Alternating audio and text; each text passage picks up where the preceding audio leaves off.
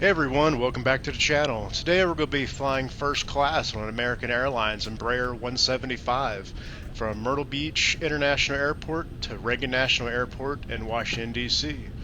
As always, if you enjoyed this video, hit the like button and subscribe. So the American Airlines Embraer 175 has 76 seats. There are 12 first class seats, 20 premium economy, and 44 economy seats. To give you an idea of the different size of the seats, the first class seats are 37 inches in pitch, 20 inches wide, and they recline 6 inches. Premium economy has a pitch of 34 inches. Their width is 18 to 19 inches, and they recline 3 inches. And economy has a pitch of 30 inches. They're also 18 to 19 inches wide, and also only recline 3 inches. For this flight, since it was so short, it's only an hour and a half flight to go from Myrtle Beach to Reagan National. It was only a $60 upgrade to get to first class. It was definitely worth it. I had so much room. The first class is configured on the Embraer 175 in a 1-2 configuration. And since I was flying solo, I elected to get one of the single seats, and it was really nice. Highly recommend. So we're going to take off here, and here in a minute we're going to get a good look at the Myrtle Beach terminal. It's a very nice terminal. It's actually bigger than I imagined it would be. There's actually 2 sections to it. Very nice modern airport.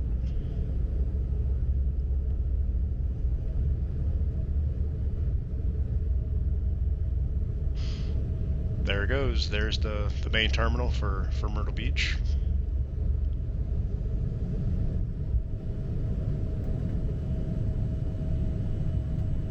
As we're taking off here, we're going to also get a good view of the city of Myrtle Beach itself and the shoreline. Another plus flying in first class is you get 2 windows to look out of. We're actually taking off here. We're going to fly over the Atlantic Ocean, and then we're going to make a U-turn and go back over land. I actually got the opportunity to fly over the ocean landing into the airport also. I flew from Reagan National to Myrtle Beach and then Myrtle Beach and back. I flew here in October of 2024. I'll leave a link in the description of the flight from Reagan to Myrtle Beach. That was on a different aircraft. That was on a CRJ 700, much smaller aircraft. Like I couldn't even take my carry-on because it wouldn't fit in the overhead bins on that aircraft. On the Embraer 175, there's enough room in the overhead bins for you to put a carry-on inside of them, so you don't have to gate check it. It's a lot more roomy aircraft than the CRJ 700. So my first time flying on an Embraer 175, I would definitely fly on it again. It's a very nice aircraft.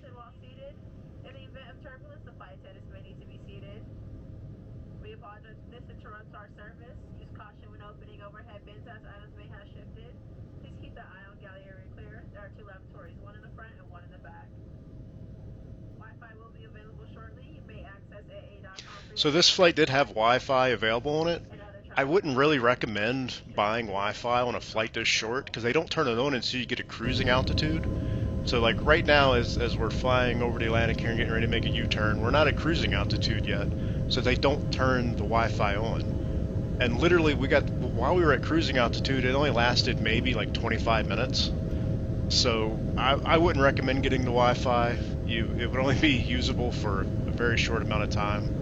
I just downloaded some podcasts on my phone and listened to them. This aircraft, it doesn't have any of the seat back entertainment system or anything like that, but you can access the American Airlines' entertainment system on your phone. But again, they only turn it on once you get to cruising altitude. So, you know, if you watch a movie, it's going to be only for a short amount of time. So they did serve a snack and a drink here. As you can see, I was very hungry. I already opened up the cookies and ate those. So I got a ginger ale and some chocolate chip cookies. The in-seat power did work on this. The USB did not work, but if I plugged in my actual physical, electric charger into the plug, that worked, and I was able to charge my phone. So again, you get to see here a little bit more of the 1-2 seat configuration. Plenty of room on this aircraft in first class. You know, I mean, if it was 100% worth the $60 upgrade. This completes our in-flight service. If you are using Wi-Fi, this service will expire as we descend. So here we go. We're starting to descend into Reagan National. We're flying over the Potomac River right now.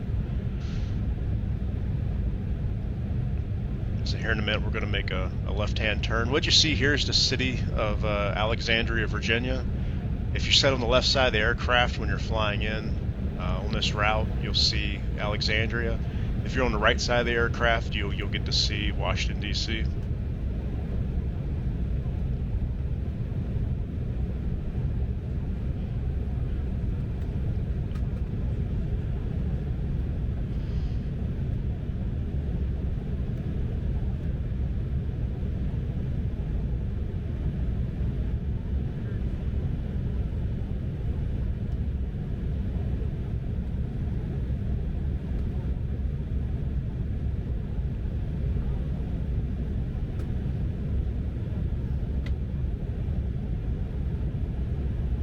When you come in and land at Reagan National, most of the time the planes follow the Potomac River up to the airport.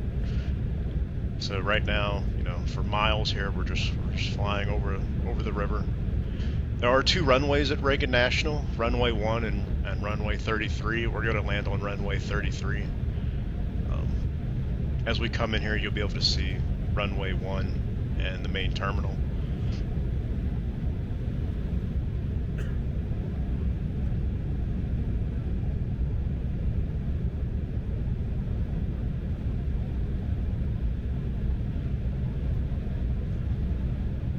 So here we come on runway 33, there's runway 1 right there in the main terminal. And this was one of the smoothest landings I've ever experienced.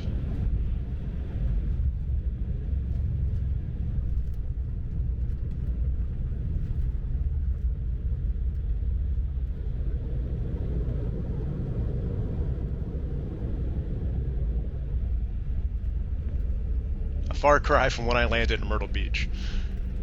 Again, I don't know if it's just because when I landed in Myrtle Beach, I was on the CRJ 700, or maybe their runway is just rough. It was pretty bumpy, but landing here at Reagan National in the Embraer, it was very smooth. Until the seatbelt sign is turned off. Keep the aisles clear of all carry-on items. Use caution when opening overhead bins as items may have shifted. At this time, you may use cellular service. So we're getting towards the end of the video here. Again, we're just going to taxi on into the air bridge here. If you like this video, hit the like button and subscribe. I've got some more content coming out soon. I made a visit to Pittsburgh, Pennsylvania, so that footage will be coming out here in the near future. So hit the like button, subscribe, and here for the next minute or two, we're just going to taxi along the runway and connect into the air bridge.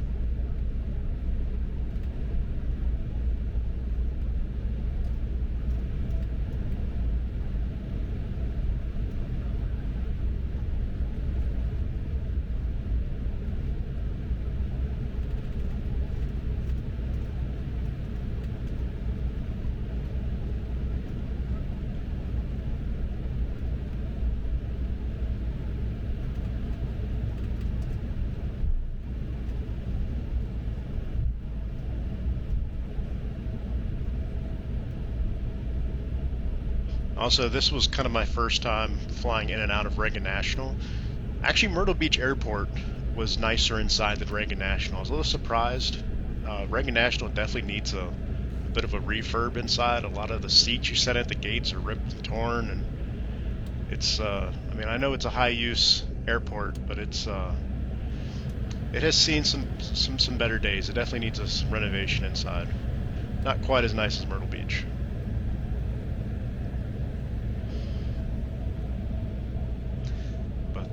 This just about wraps up the video. So again, thanks for watching.